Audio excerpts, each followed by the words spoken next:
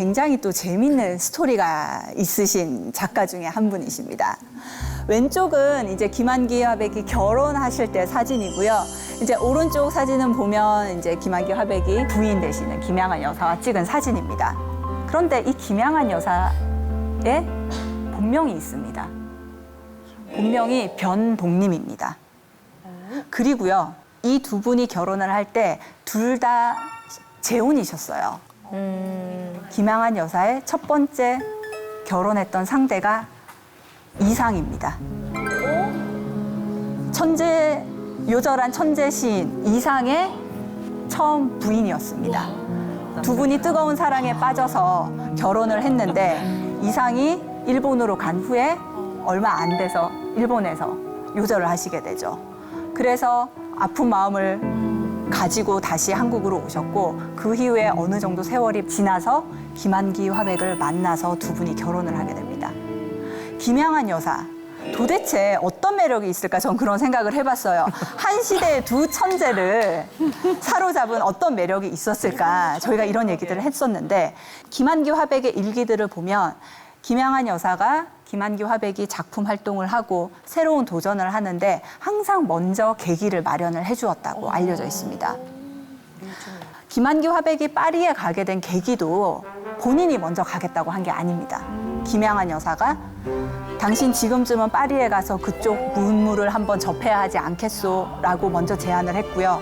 김양한 여사가 심지어 1년 먼저 앞서 파리로 갑니다. 그래서 거기서 생활 터전을 다 마련해둔 다음에 김한기 화백이 파리로 가게 되죠. 진정한 내조를 아주. 네, 진정한 내조이자 김한기 화백의 작품의 뮤즈였던 거죠. 처음에 변동림이라는 이름을 말씀을 드렸잖아요. 근데 김양한 여사는 지금 김양한 여사로 알려져 있습니다. 왜 그랬을까요? 두 분이 결혼을 하려고 할 때 김양한 여사 집안에서 반대가 되게 극심했대요. 김양한 여사는 그 시대에 이화여대를 나왔고 굉장히 서울에서도 또 괜찮은 집안의 여식으로 알려져 있습니다. 본인이 수필가이기도 했었고요. 그래서 집안에서 반대를 했는데 부모의 반대를 무릅쓰고 김한기 화백과 결혼을 하게 되죠. 그래서 김한기 화백이 그러면 너는 앞으로의 인생은 나의 이름으로 살아라 라고 해서 향안이라는 게 김한기 화백이 어렸을 때 쓰던 아호라고 합니다. 네, 그래서 이런 절절한 사랑이 담겨 있는 이 두 분의 스토리를 좀 말씀을 드렸고요. 김한기 화백은 이런 얘기를 했어요. 작가라면 모름지기 손장난을 씌워서는 안 된다. 항상 본인이 생각하는 작품, 새로운 작품에 대한 생각을 정리를 하고 그리고 드로잉이라든지 작은 사이즈의 작품을 미리 그려서 본인의 큰 작품을 위한 발판을 마련을 했던 거죠. 그래서 그렇게 수많은 자료들을 김양한 여사가 다 정리를 해서 우리나라의 그 부암동에 있는 환기재단과 환기미술관을 만들게 됩니다. 그래서 30년간 홀로 김한기 화백의 그런 작품 세계를 정리를 하고 돌아가시게 되거든요. 그래서 김한기 화백이 지금 돌아가신 지 40년이 지나서 미술시장에서 이렇게 그의 예술성과 거기에 더해서 시장성까지 인정을 받게 된 데는 김양한 여사의 어떤 큰 힘이 있었다고 말씀드릴 수가 있겠습니다. 자, 우리가 참 좋아하는 물건이 나왔습니다. 뭐죠? 돈. 네, 머니입니다. 머니가 나왔어요. 이게 멕시코 화폐입니다. 500페소 화폐인데요. 멕시코에서 현재로 실제로 씁니다. 자, 근데 여기에 어떤 인물들이 그려져 있어요. 자, 이 인물들이 누굴까요?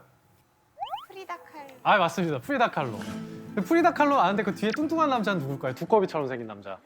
디에고 리베라. 네, 맞습니다. 디에고 리베라예요. 사실 이 둘은 멕시코가 자랑하는 국민 화가 부부예요.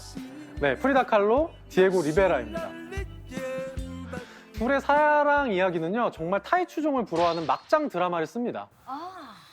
어떻게 보면 우리의 막장 드라마보다 훨씬 더 빠르게 사신 분들이기 때문에 원조 막장 드라마라고 볼 수가 있어요.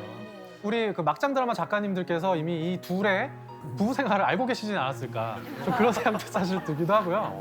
자, 한번 이 둘의 얘기를 한번 들어가 보도록 하겠습니다. 프리다 칼로 얘기부터 할게요. 이 프리다 칼로 한마디로 말씀드리면 고통의 여왕이에요, 그냥 인생이 고통입니다, 이 사람은. 그 어렸을 때부터 소아마비를 앓기 시작을 하는데 이 오른쪽 다리가 기형으로 가늘게 성장을 해요. 정말 사춘기 때 어땠겠어요. 맨날 야 목발에 프리다다 목발에 프리다 막 이렇게 놀림을 받았어요. 그래서 그때 치마도 안 입고 맨날 바지를 입고 그래서 사춘기 때는 다녔었고 프로필 사진을 보시면은 오른다리를 이렇게 왼다리를 이렇게 가리고 있는 걸 볼 수가 있어요. 그만큼 자기가 굉장히 콤플렉스가 심했다라고 하는 것이죠. 그래서 평생 이 다리가 궤양이 갑자기 막 발생하고 그래요. 그래서 계속해서 수술을 받는데도 이게 낫지를 않고요. 결국에는 사망하기 얼마 전쯤에 오른다리 자체를 절단하게 되는 아이고. 그런 고통을 겪기도 합니다. 이것만으로도 고통스럽죠. 근데 여기서 끝나지 않습니다. 18살 때 멕시코시티에서 버스를 타고 가다가 경절철과 충돌을 하게 돼요. 이러면서 이 엄청나게 세게 부딪혀서 프리다의 온몸에 있는 뼈가 진짜 다 으스러지게 됩니다. 실제로 골반이 세동강이 그때 나게 되고 의사로부터 프리다야 너는 안타깝지만 앞으로 아이를 가질 수 없는 몸이다. 이렇게 임신을 할 수 없다라는 그러한 그 진단도 받게 됩니다. 이런 상황에서 남자친구까지 떠나버립니다. 나쁜 남자친구죠? 남자친구까지 떠나버려요. 그 힘들 때. 얼마나 최악이었겠어요. 얼마나 그 18살의 소녀가 마음이 아팠겠어요. 그런데요. 이때 프리다는 본능적으로 갑자기 붓을 들고 누워서 그림을 그리기 시작하는데 그때 처음으로 그렸던 그림이 바로 이 그림이에요. 자신의 자화상을 그립니다.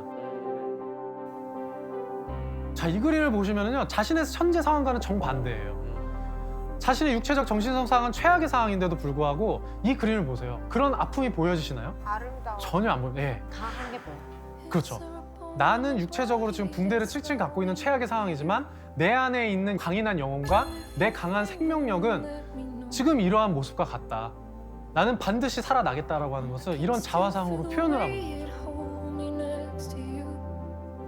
그래서 저는 이 그림을 볼 때마다 굉장히 강인한 생명력이 끌어오릅니다.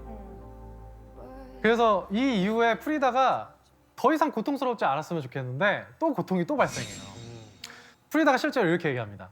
내가 살아오는 동안 2번의 큰 사고를 당했는데 첫 번째는 경절철과 충돌한 것이고 두 번째는 디에고를 만난 것이다 라고 얘기를 합니다. 아이고. 네. 나 고통스러워. 도대체 그 남자가 어떤 남자길래 사고 난 것만큼 큰 사고였다라고 얘기하는 걸까? 자, 그럼 이제 디에고 리베라가 누군지 알아봐야겠죠? 네. 디에고 리베라는요. 그 당시 때 멕시코를 대표했던 국민 화가였어요, 이미. 1910년에 멕시코 혁명이 일어나게 돼요.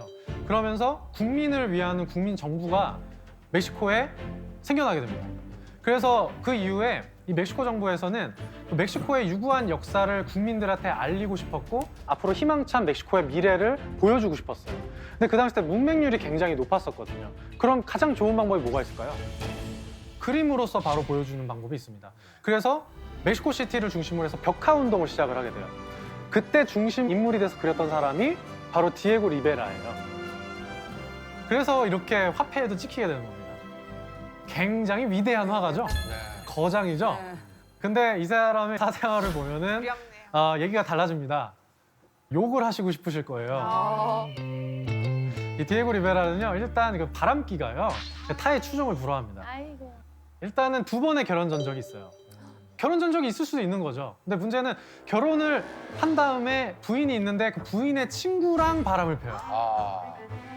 친구랑 바람을 피는데 그 친구의 딸을 낳아요. 네, 이거는 뭐 갈 때까지 이미 간 거죠.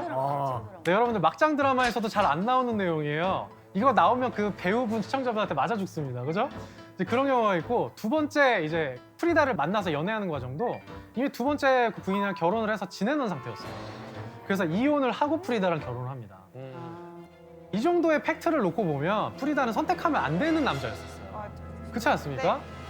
근데 이제 사랑에 빠지면 어쩔 수가 없는 거죠. 사랑에 눈이 멀어서 결국엔 둘은 딴딴따단 이제 결혼을 딱 올리게 됩니다. 그때 이제 프리다가 그렸던 그림이 바로 이 그림입니다. 자, 지금 봐도 나이 차이 꽤 나 보이죠? 네. 21살 차이가 납니다. 네. 21살. 이 정도면 이제 프리다 부모님들이 얼마나 반대가 심했겠어요? 반대가 엄청 심했어요. 비둘기같이 이쁜 너가 무슨 이렇게 코끼리 같은 사람이랑 결혼하려고 그러냐. 결혼하지 마라. 그래도 결혼을 합니다. 그림은 너무 이뻐요, 근데. 아, 그림, 그쵸. 그림 귀엽죠? 네, 귀엽죠? 항상 저런 류의 의상을 입던데 아, 네네. 그 의상을 왜 저렇게 항상 입는 걸까요? 아, 네. 이 의상이요. 디에고 때문에 입은 거예요. 응? 이게 멕시코의 테우아나족의 전통 의상입니다. 근데 디에고 리베라가 이 의상을 되게 좋아했어요. 그래서 결혼 이후에 이것을 많이 입는 사진을 우리는 볼 수가 있는 겁니다. 실제로 디에고랑 결혼하면서 프리다는 많은 것들을 포기했어요. 대표적으로 그림 그리는 걸 포기합니다. 네? 왜요? 그러니까 그 당시 때 디에고는 국민화가였잖아요. 네. 그래서 아무래도 이 프리다가 국민화가 디에고 리베라가 더 잘 나갈 수 있게 자신은 뒤에서 받쳐주는 역할에 최선을 다하겠다라고 좀 마음을 먹었던 것 같습니다. 이 배경을 보고 이 작품을 보시면은요, 프리다 자신이 그렸는데 자기 자신을 굉장히 작고 네. 굉장히 그래서, 소박하게 그려놓은 네. 것을 여러분들이 확인할 수가 있어요. 자신의 생각이 그대로 이런 그림에도 반영이 되고 있는 모습을 볼 수가 있습니다. 어떻게 보면 프리다가 정말로 솔직하게 표현하는 게 타고나 있다라고 하는 걸 볼 수가 있는 거죠. 그 대신에 자기 남편은 엄청나게 크게 그려놨잖아요. 네. 거인처럼, 그죠? 자, 이런 모습이 이제 보이는 거예요. 근데 프리다가 임신을 못 하잖아요. 그런데 결혼을 하고 나서 아이를 갖고 싶었던 겁니다. 그래서 임신 시도를 해요. 결국에는 심한 복통과 하열 속에 유산을 하게 돼요. 얼마나 이게 고통스러웠겠어요. 그런 상태에서 디에고가 잘 챙겨주지도 않았어요. 격하느라 바빠가지고 잘 챙겨주지도 못했었는데, 디에고가 그래도 그나마 잘했다라고 한 게 뭐냐면요, 이때 그림 도구를 다시 선물을 해줘요. 병실에서 슬퍼해하고 있는 프리다한테. 그래서 그때 다시 붓을 들기 시작을 하는데요. 그때 나온 그림이 바로 이 그림인데, 이때부터 우리가 알고 있는 예술 세계가 창조되기 시작합니다. 되게 아이러니합니다. 자, 이런 그림들이 나오게 됩니다. 떠있는 침대라는 그림이에요.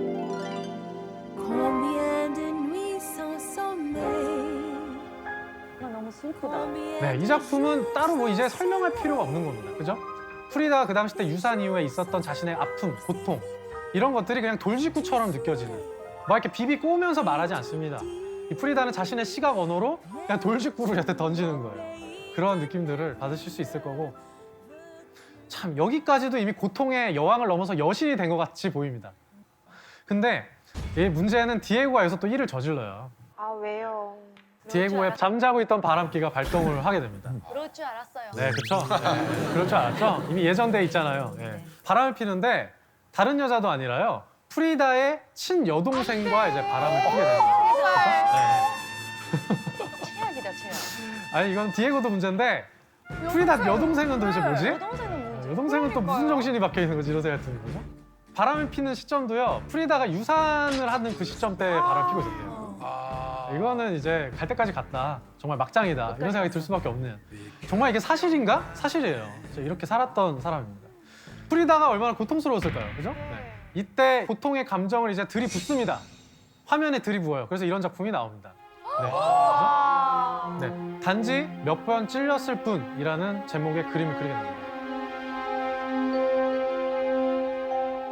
자, 이 그림의 배경은요, 그 당시 멕시코에 되게 엽기적인 사건이 있었어요. 어떤 가정에서 남편이 자기 아내를 칼로 막 찔러서 살해를 하는 사건이 발생합니다. 그래서 그때 이 사람이 법정에서 왜 찔렀어? 이랬더니, 아니, 난 단지 칼로 몇 번 찔렀을 뿐이다, 이렇게 말도 안 되는 얘기를 하는 거예요. 아무래도 사이코패스이지 않았을까 생각이 드는데, 프리다 칼로는 이거를 영감을 받은 겁니다. 그래서 이런 그림을 그려요. 프리다의 음성이 들려오시죠? 디에고, 너는 지금 나를 칼로 몇 번 찌르는 것과 같은 고통을 나한테 준 거야. 이러한 말을 이제 디에고한테 하고 있는 거죠. 그래서 이 작품을 그려서요, 디에고한테 실제로 보냅니다. 네. 네. 근데 답이 뭐라고 왔나요? 답이요, 그 다음에 무응답. 피하죠, 피하죠. 네. 디에고가 실제로 네. 이런 작품이 나왔을 때 뭐라고 바깥에 대중들한테 얘기를 하냐면요, 언론에다가요, 이런 프리다의 고통 속에서 결국엔 자기만이 할 수 있는 독창적인 예술세계가 탄생했다, 뭐 이런 식으로 얘기를 합니다. 아이고. 이건 무슨 자기가 비평가인 제3자인 것처럼 얘기를 하게 되는 거죠. 말이 잘한다. 네.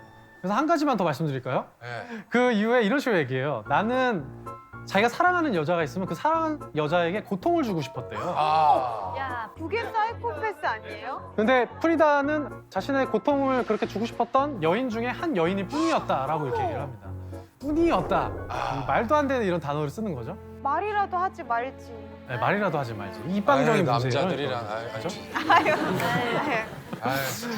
자, 고통의 이미 여신입니다. 이런 상태에서 복수를 시작합니다. 이제 악에 바친 겁니다. 복수를 해야죠. 우리가 잘 아는 단어, 눈에는 눈, 이에는 이, 예술에는 예술로 복수를 할 수가 있는 거죠. 근데 이거는 프리다가 의도한 게 아니에요. 근데 우리가 사실 아까 집회를 봤을 때도 디에고 리베라는 잘 모르지만 프리다 칼로는 알잖아요. 지금 프리다 칼로가 더 많이 알려져 있어요. 사실 대중적으로 더 많이 사랑을 받고 있고. Wait for them to ask you who you know.